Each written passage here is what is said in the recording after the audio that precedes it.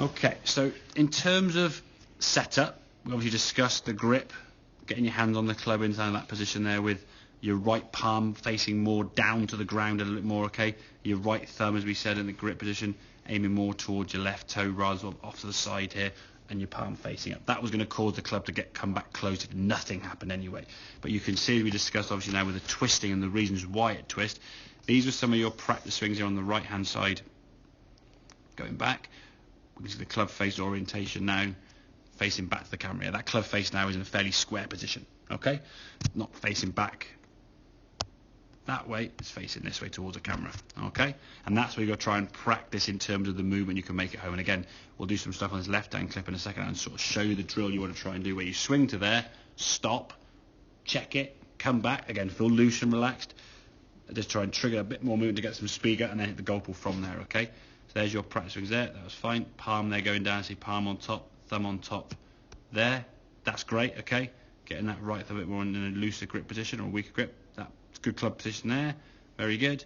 Checking it, go through. Now we watch this when you put the golf club down behind the even though your grip was good, okay? That waggle sometimes there strengthens your grip. You come back, then your fingers come off. Now they re-grip and that right hand's starting to get up underneath. Look at the difference in your hands there. Yeah, and all that has come from a waggle. Finger comes off.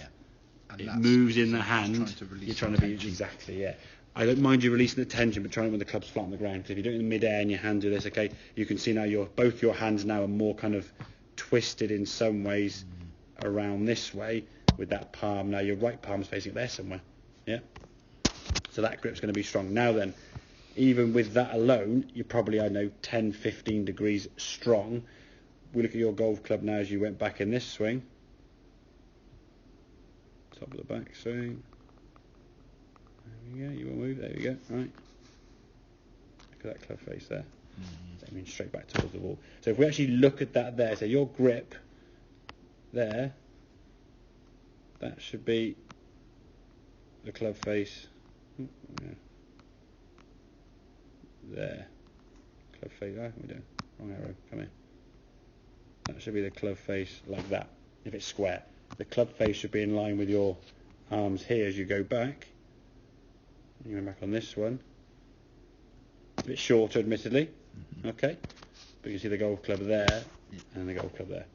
Those two are almost 90 degrees. Yeah, exactly. Yeah. So we can get to that stage. So this is the drill we want to do on the left-hand one now. Get to there. Check it. Okay. Happy with it. Go back to the golf ball. Maybe go back a bit further to create some momentum, which is certainly fine, okay? As you can see, you do that, okay? And then at the golf ball, okay?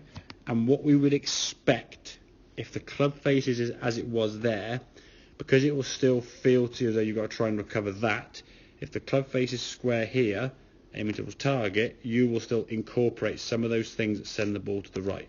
Lean back, throw your arms out, swing the club out to the right there, twist the hands open, or whatever combination of all those things you'll try and do. So the ball will then go to the right. And then as in terms of practice, you can go, okay, right, well, I don't want to go to the right so much now because the ball keeps going further right. I can now bring that start line back towards target. Okay.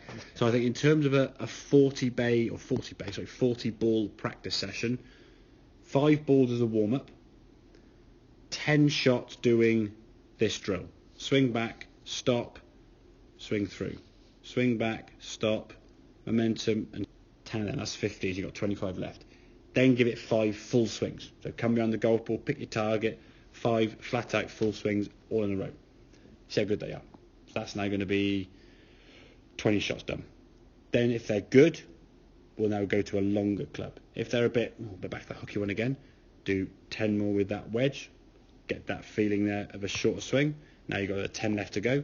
Hit 5 with that wedge. If those 5 are good, finish off with 5 with the 7-iron. If those 5 are bad, go back to those last 5 doing the drill. Okay. So you kind of go through and you just sort of manage your kind of progression, thinking, okay, can I reach the club head speed at this speed and get the club in the square position? And the ball flat will tell you what you're doing. Okay. If we see if this is the ball here, and your target is kind of the flag up here, okay. If your ball is going straight out here, and a straight line, your club face is square just the direction you're swinging the club face is out to the right. If it is doing this, your club face now is in that position there, closed and hooded left, okay? If it goes viciously that way, he's really closed and you just released your hands even more so, okay? If you miss-hit it, the club face was possibly here. Could have been squarer, but you try to do some of your kind of like anti-left movement and just send it like on the ground to the right, okay? And a lot of these things, as you said, you were watching some of those clips, like, look at my lean net, look at this, look at that. You were critical of some of the things, but a lot of those things, if you took them away, you just hit the ball so far left. Yes. You just stop playing because it's like, well, these are kind of helping in some way. Yeah. No, I get it. It's almost like masking a fault with another fault and covering up the problem. The fault, as we said, is trying to mitigate it, isn't it? Yeah, that's a symptom to this squeezing. Okay. You squeeze a circular object or a cylindrical object with sweaty-ish hands and you're gripping tight, your thumb's going to just keep spinning off it. Yeah. And it spins off it, twists in your hands, it comes back closed. That's really useful. Make sense, mate?